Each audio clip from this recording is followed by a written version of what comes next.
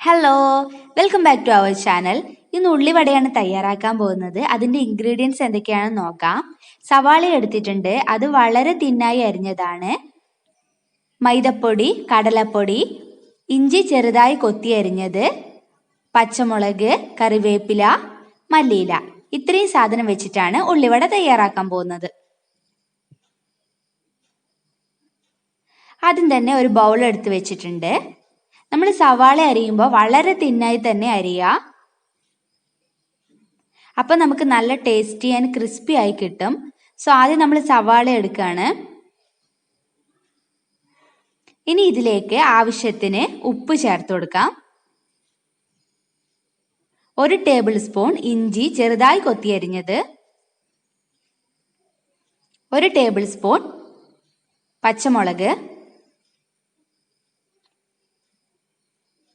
കറിവേപ്പില ചെറുതായി അരിഞ്ഞു വെച്ചിട്ടുള്ളത്, അതുപോലെ തന്നെ മല്ലിയിലും. ഇതെല്ലാം ചേർത്തൊന്ന് നന്നായി മിക്സ് ചെയ്തെടുക്കാം.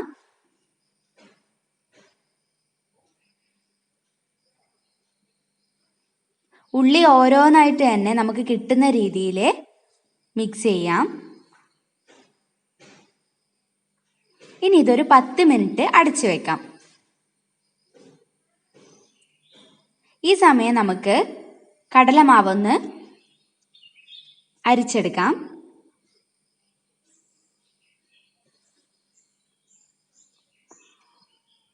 കടലമാവിൻ്റെയും മൈദപ്പൊടിയുടെയും അളവ് പറയുന്നില്ല. നമ്മൾ ലാസ്റ്റ് മിക്സ് ചെയ്യുന്ന സമയത്ത് ജസ്റ്റ് നോക്കി നോക്കി ചെയ്താൽ മതി. ഏകദേശം ഒരു 3 ടേബിൾ സ്പൂൺ കടലമാവും 3 ടേബിൾ സ്പൂൺ മൈദപ്പൊടിയാണ് ആവശ്യമുള്ളത്. രണ്ടും കൂടി നന്നായി അരിച്ചെടുക്കാം.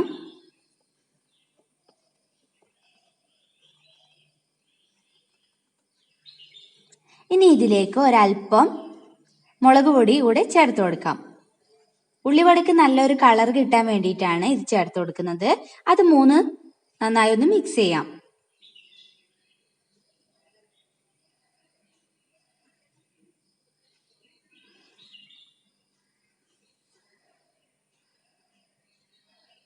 അപ്പോൾ ഇത് ഏകദേശം ഒരു 10 മിനിറ്റ് ആയിട്ടുണ്ട്. അപ്പം തന്നെ ഇത് നന്നായി സോഫ്റ്റ് ആയിട്ട് വരും.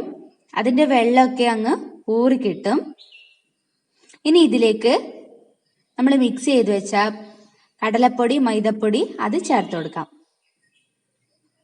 കുറച്ച് കുറച്ച് ചേർത്താൽ മതി.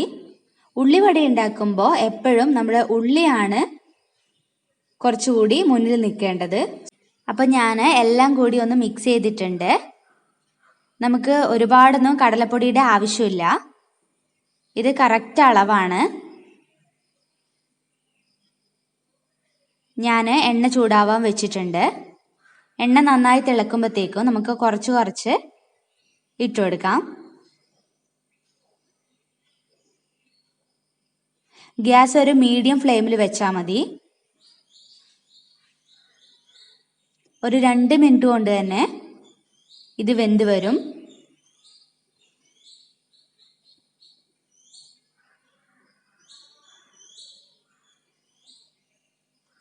കടലപ്പൊടിയും മൈദപ്പൊടിയും രണ്ടും ചേർക്കുന്നതുകൊണ്ട് തന്നെ നല്ല ക്രിസ്പി ആൻഡ് സോഫ്റ്റി ആയിട്ട് കിട്ടും.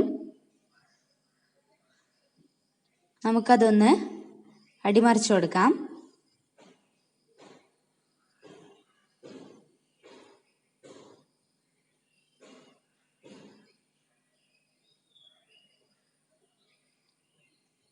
നല്ലൊരു ബ്രൗൺ ഷെയ്ഡ് ആയിട്ടുണ്ട്. ഇനി നമുക്കിതൊരു പ്ലേറ്റിലേക്ക് മാറ്റാം.